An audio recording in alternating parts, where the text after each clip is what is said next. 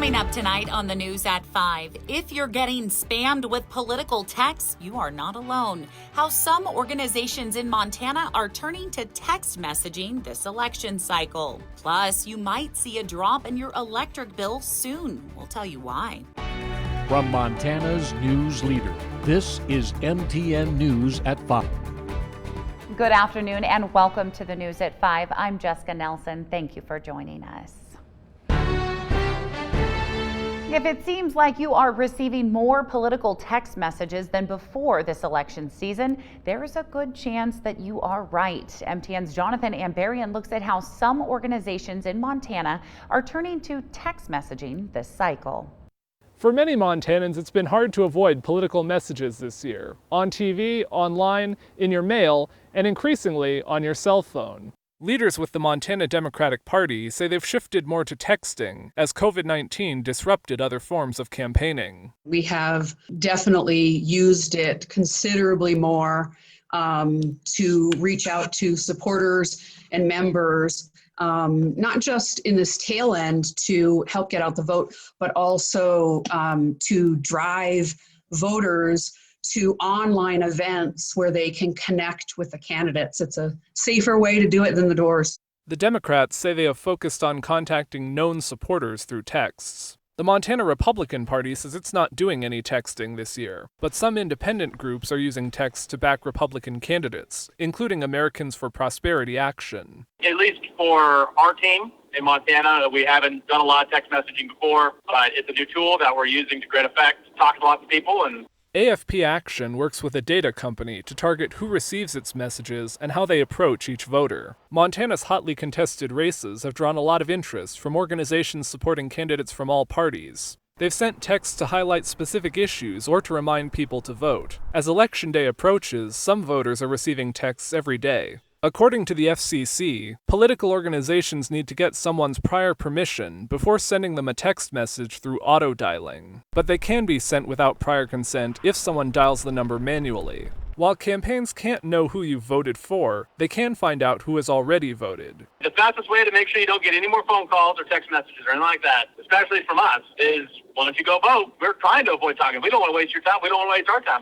Now, many of these political texts have been for Montana's marquee races, U.S. Senate and Governor, but there have also been messages for U.S. House, Montana Land Board races, the marijuana legalization initiatives, and even Lewis and Clark County Commissioner.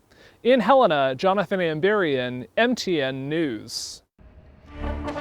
If you want more information on candidates, issues, and voter resources, visit ktvh.com/MTN elections. There you can find links to 8 different debates with candidates for federal and statewide offices, important dates to remember leading up to the election, and MTN coverage on ballot issues and political spending. That address again is ktvh.com/MTN elections. All right, time now for a check of our forecast. Curtis is off, but we have Andy Curtis who's filling in with some decent news for us, right? Yeah, it's okay. We'll give it a try. Weather is looking up, actually, Jessica. Things aren't as bad as they were last weekend, but then how could they be? Record low temperatures, record snow amounts for this time of the year. Snow's sticking around. That's not a surprise, but those colder temperatures aren't. Live look at Mac Pass right here. You can see the roads look pretty clear, but the sun's been out for a good part of the day, and it will continue to be out, meaning all that snow was and is melting, could pose a problem on the roadways as it freezes tonight, so be careful if you're driving as the sun goes down. Now taking a look at the radar across the state, pretty calm, not a lot going on, a few discrepancies in the radar at certain spots over top the state, but if they are precipitation, it's probably high up, nothing substantial. More than likely it's just some radar issues in those particular areas. So dry moving forward, but it will be windy for the next couple of days, and I mean windy. Highs of 40 mile per hour, 45, and even above that heading into Friday. Plenty of sun though for the next couple of days, and warmer temps. We will be seeing the 60-degree range and entering it next week. I'll tell you more about that coming up. The state reported 632 new COVID-19 cases today, bringing the total to just over 30,000. Just under 9,000 of those cases are active. 8 more deaths have been reported since last night, bringing the statewide total to 350 Montanans that have died due to COVID-19 complications. 374 people are currently hospitalized with the virus. Now, it's important to keep in mind MTN numbers do vary from those reported by state officials because we track data from the state and also local health departments to give you the most up-to-date information available. The governor's office says a staffer has tested positive for coronavirus. According to a news release, the individual was experiencing symptoms but has not been in the office this week. Governor Steve Bullock and Lieutenant Governor Mike Cooney are not considered close contacts. Both have been tested and are negative. Now, the governor will be routinely tested over the next several days. 4 other people in the office are considered close contacts and will quarantine for the next 14 days. You could be seeing a drop in your electric bill after the Public Service Commission has directed Northwestern Energy to refund more than $9.9 million to its customers. The decision comes after Northwestern Energy's annual rate adjustment request. In the request for 2019, the energy company sought to collect $23.8 million from Montana ratepayers, including costs related to a Colstrip power plant outage. In the summer of 2018, Northwestern had to shut down the plant for 2.5 months after testing showed the plant's emissions exceeded federal pollution standards. Today, the commission decided that Northwestern should bear the majority of the costs associated with the Colstrip outage, saying the supervision of the Colstrip plant was imprudent and that a reasonable utility in Northwestern's position would have taken more proactive steps to ensure compliance with emission standards. A Helena group used the annual fall festival to collect coats to donate. Well, the festival is canceled, but MTN's Alexia Guayo explains how they continued with the coat drive. Coats are somewhat becoming a demand now that we are in cold temperatures and the pandemic is hurting families. One organization located inside Berkshire Hathaway in Helena is collecting coats to give to the Friendship Center. The One Warm Coat Drive originally was scheduled along with the downtown Helena Fall Festival. One of the One Warm Coat founding board members decided to continue the collection. The reason that we decided to do this was, we had put the word out, we were getting great response, and we decided it was too important to let go, so we just kept going with it, even though the festival needed to be canceled because of COVID. That response led to over 30 coats the first week. They've decided to extend the coat drive another week and have already received another 30 coats. It's absolutely warming. I mean, this community is nothing short of a great community, and they support their neighbors. And so this is just another project that solidifies how warm this community is. And think about the fact that we all can appreciate a little bit more what it's like to be shut in and kept in with COVID. And think about what happens when you don't have a coat to be able to go out in normal times. And so the idea of just giving one simple coat can have a huge impact on somebody's life. The last day to donate is this Friday. Although they've collected many coats already, Berkshire Hathaway is asking for more coats, specifically in kid sizes. In Helena, I'm Alexi Guayo, MTN News. Due to the big response, they will host another coat drive during the holiday season. Well, as the holiday season draws closer, local food banks are preparing for what is often their busiest time of the year. With Thanksgiving right around the corner, the Great Falls Community Food Bank is gathering all the donations they can to help serve those in need. Montana ranks in the top 10 states nationwide for very low food security. In Cascade County, 20% of children are living in poverty. The Great Falls Community Food Bank donates to roughly 70 local charities, schools, churches, and other groups. Typically this time of year, the food bank sees a higher demand for meals, but it's also the time of giving, and the Great Falls community isn't shy to offer a hand. In fact, this year they have gone above and beyond. The Great Falls Community Food Bank will be hosting their Scare Away Hunger Food Drive tomorrow and Friday at Sam's Club. Those who donate will receive a free sweet treat. No tricks. All right, when we come back, Andy Curtis breaks down the full forecast for us, and later, the world's biggest tech companies are facing questions from Congress about how they decide what content can exist on their platforms. That full story after the break.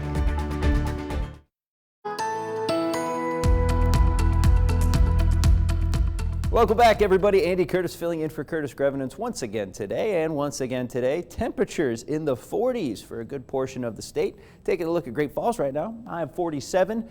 Feels like 40, though. That's because slight breeze, at least for that area. 17-mile-per-hour wind blowing through, knocking down that temperature just a little bit. And that wind's not going to be stopping for the next couple of days. Surprise, surprise. Down in Helena, 46 degrees, another calm day around the capital city, so it feels like 46 degrees. Here's your temperatures across the state following suit. Nothing really too different. 50s in some areas. Dillon's clocking in at 54 right now in Livingston. But we're in the high 40s, mid 40s for pretty much everywhere else. Havre and Cut Bank, 42 and 43 respectively. Lewistown, 45 degrees. And a bit of a flip on the script from yesterday. Now I know Great Falls, a little bit windy right now, but Havre and Cut Bank, not windy really at all at the moment. Yesterday we were seeing wind speeds 20 plus, maybe creeping into 30 in a few spots at a few times during the day. So 7 and 8 mile per hour winds, not making it too bad up along the Canadian border in the High Line. But wind will be coming back a little bit stronger over the next couple of days. Taking a look into the future, tonight winds still staying pretty consistent, maybe getting a little bit stronger up along the Rocky Mountain front there. Purple again means 60 plus mile per hour winds. And tomorrow morning, bright and early, wind continues to pick up in that area. Wind across the state gets a little bit stronger. You can see more red and orange as we get farther into Thursday morning, 8:30. Wind pretty much from border to border across Montana, 30, 40 mile per hour winds, probably consistently high teens into the mid to high 20s is what we can expect until we get into Thursday night. You can see right here, 8 o'clock. Gets pretty calm in our neck of the woods. That'll carry over not very far. The rest of Thursday night will stay somewhat calm. But once we get into Friday, 7 a.m., that wind starts to pick back up, and we get into Friday afternoon, Friday early evening. We are seeing wind gusts 60 plus in a lot of spots that definitely don't want it. 50, 40. It's going to be a windy day across Montana on Friday, especially up here. We got a high wind watch along the Rocky Mountain front, like I was just mentioning. More specifically, Cut Bank, Great Falls, Teton Pass. That's going to last until Saturday. Now, the big issue with this, and I'm not telling you anything you don't know, but for that one person out there who is not familiar with blowing snow across the road, listen up. High wind causing that snow to really be a problem if you're driving any long distances, because that snow, here's your science lesson, snow blowing across the road is not good, limits visibility, and could hide any potential frozen spots that could also cause problems. So be careful if you're driving anywhere over the next couple of days. Opposite side of that, over on the western side of the state, air is very stagnant, meaning the air quality is actually pretty poor for the next couple of days. So if you're going hunting out there, pay attention to that. 7-day forecast for the Great Falls area, 40s and 50s, plenty of wind until Friday. Now Saturday and Sunday, though, looking pretty good at the moment, so trick-or-treating should be all right. I'm thinking we're in the 40s and 50s, fairly calm, I'd say. We could take that. In Helena, 40s and 50s as well. Pretty windy over the next couple of days. A little bit cooler Saturday and Sunday. A little bit windier, but not by much on Saturday. Things are looking good for this weekend as of right now. Now, tune in tomorrow when Curtis is back, and he'll tell you the actual weather, and you can plan your weekend around that. Pressure continues to mount on social media companies as the election looms closer. Today, the world's biggest tech companies were in the hot seat, facing questions from Congress about how they decide what content can exist on their platforms. Take a look. You can tell the American people what reporting they can hear. Is that right? Senate Republicans escalating charges of anti-conservative bias today in the latest showdown between Congress and big tech. Let me be clear. We approach our work without political bias. Full stop. A Senate subcommittee hearing that left CEOs Sundar Pichai of Google, Mark Zuckerberg of Facebook, and Jack Dorsey of Twitter defending how they moderate content on their platforms. Sometimes the best approach from a safety or security perspective isn't the best for privacy or free expression. Republicans saying the companies unfairly remove or restrict conservative thought on their respective platforms. Google, Facebook, and Twitter are not the referees over our democracy. Including content from President Trump. We saw the confusion it might encourage. But Democrats questioned the political motivation behind the timing of the hearing. The idea that we should have a sober hearing about putting the reins on big tech 6 days before the election, quite frankly, doesn't pass the smell test. The tech companies say quick action and beefed up moderation policies are necessary in the wake of a global pandemic and historical election. You have two scenarios with a lot of clear misinformation and very, very high stakes, sometimes life or death. A fine line tech companies will continue to tread, with Election Day less than a week away. Liz McLaughlin, NBC News. Coming up next, it's that time of year again, time for a polar plunge. We'll show you how things look a little bit different this year. Montana's news leader. You're watching MTN News at 5. And welcome back with us. Every year, polar plunge events draw hundreds of participants and raise thousands of dollars for Special Olympics Montana. But this year, the plunge will look a little bit different. Tom Wiley explains. Now, due to the COVID-19 pandemic, the annual polar plunge can't be held at the Christmas stroll this year, but there's still snow on the ground, so that's a good enough reason as any to get cold. What's the weather like outside, Jamie? It's baby cold outside. You ready to be cold? I'd love to be warm. We are looking at doing virtual plunges this year, basically encouraging plungers, not just in Great Falls, but in our surrounding area, to videotape themselves taking the plunge and sending that into us here at the state office. And then we're going to take those video clips and create a virtual plunge that will be aired during the Christmas stroll. Veteran plungers and Special Olympics athletes Jamie Darko and Jenna Lawson invited us along to show us how to properly do a virtual plunge. So cool in the pool! Just like a normal plunge, dressing up is encouraged. These two have gone with a Hawaiian theme. From Hawaii, Boogie Daniel. But of course, like every Special Olympics Montana event, safety is the #1 priority. You know, we want people to have fun. We want people to use their imagination. But most of all, we want people to be safe. Mm-hmm. So we're discouraging people from jumping into the rivers or lakes unless you have a trained professional there with you. Be safe, but have fun. Because we love you here and the city in Great Falls and enjoying your weather. Reporting in Great Falls, Tom Wiley, MTN Sports. I was waiting for Tom to jump in the kiddie pool. I don't know why that didn't happen. All right, well, if you would like a free taco at Taco Bell, you still have time. I'll tell you how you can get one. When we're joined by our viewers in the West, we'll have the latest from battleground Pennsylvania. We're in Wilkes-Barre for the broadcast today, talking to voters about why this state is so pivotal and why loyalties are being tested here like never before. All when we see you tonight on NBC Nightly News. From Montana's news leader, you're watching MTN News at 5. Your local Taco Bell may be a little busy today thanks to Dodgers outfielder Mookie Betts. Betts came through for every taco lover in America by stealing a base during this year's World Series to guarantee everyone a free taco today. He stole the base back in Game 1 to secure every baseball fan free lunch. It's the second time Betts has won free tacos for fans. He accomplished the feat in the 2018 World Series as a member of the Boston Red Sox. You can go to any Taco Bell location in the country to collect your free Doritos Locos taco while supplies last. All you have to do is, well, probably ask nicely.